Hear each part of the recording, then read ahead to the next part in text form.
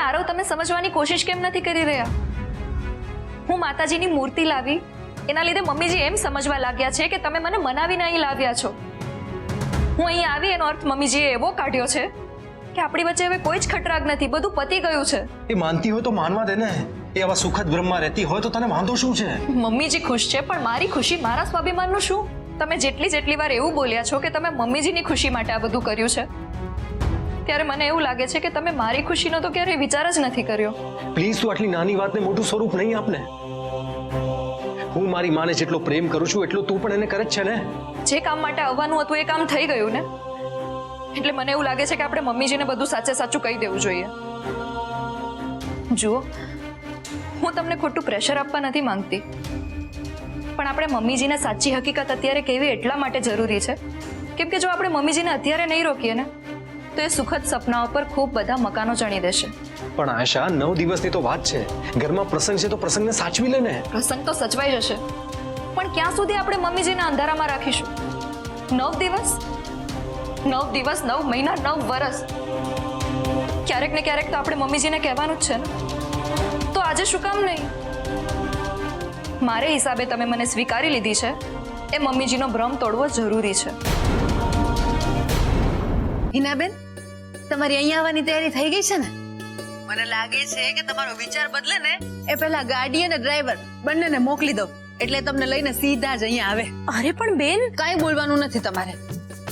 તમે ત્યાં એકલા રહેશો અને કુંતલભાઈને કંઈક થઈ જશે તો સોનુ એની જાતને ક્યારેય માફ નહીં કરી શકે.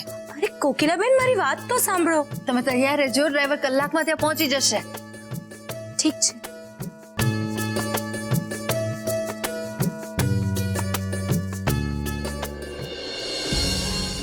આશા પ્લીઝ. નો, તમારે મમ્મીજી સાથે વાત ના કરવી હોય તો કાંઈ નહીં, હું મમ્મીજી સાથે વાત કરીશ. હવે હું એમની સાથે આ તો નહીં, બીજું કોઈ જ જૂઠાણું ચલાવવા નથી માંગતી. કમાલની જીદી છે યાર તું. મારી વાત ના મળી તે ના જ બની. જીત તો જીત, તમે જેમ સમજો એમ. હું આખી દુનિયા સામે ખોટું બોલી શકું પણ મમ્મીજી સામે નહીં. મમ્મીજી મારા પર આંખ બંધ કરીને વિશ્વાસ કરે છે. હું એમનો વિશ્વાસઘાત કરીને એમને હર્ટ કરવા નથી માંગતી. આશા પ્લીઝ, આટલા દિવસ રાહ જોઈ છે, થોડા દિવસ વધારે.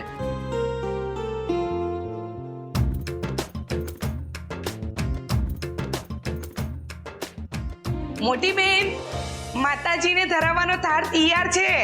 એ હા, આવી.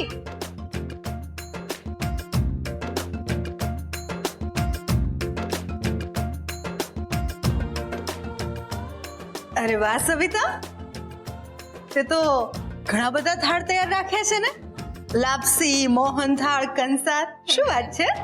મોટી બેન, માતાજીને ભાવતું ભોજન ધરાવીએ તો એ આપણા પર કૃપા કરે ને. સાચી વાત છે, હું લઈને જાઉં છું.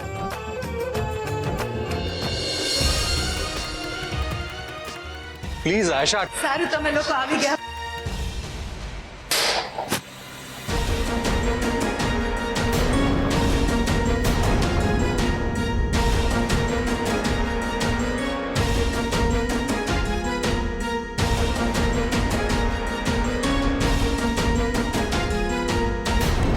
મોટી બેન, આ કેવા અપશુકન થઈ ગયા. ક્યાંક કઈ અમંગળ તો નહીં થાય ને?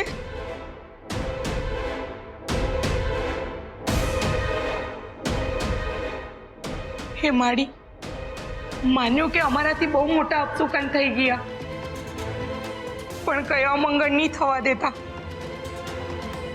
કેવી વાત કરે છે સવિતા? જે થવાનું હતું એ થઈ ગયું, અને માતાજી પણ જાણે છે કે આપણે આ કંઈ જાણી જોઈને નથી કર્યું.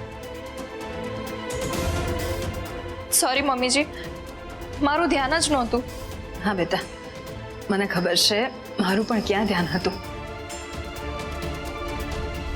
અને સવિતા, આ નૈવેદ્યને બહાર ગાર્ડનમાં ખાડો ખોદીને એમાં નાખી દેજે ને, બહાર ફેંકાશે નહીં.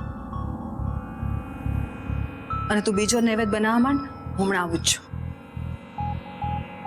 મમ્મીજી, મારે તમારી સાથે એક વાત કરવી છે. બોલો બેટા.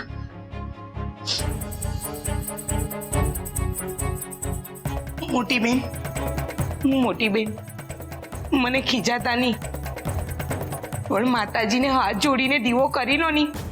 ન કરે નારાયણને કઈ અમંગળ થઈ ગયું તો? તને એકવાર કહ્યું ને સવિતા કે કઈ નહીં થાય. અને અહીંયા જે કંઈ પણ થયું છે મારી માળીએ હાજરા હાજર જોયું છે.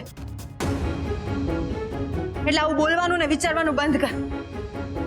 અને ખાલી માતાજી જ નહીં, જે અમારી લક્ષ્મી સમાન વહુ હાજર હોય ને ત્યાં કંઈ ખોટું કે ખરાબ થાય જ નહીં.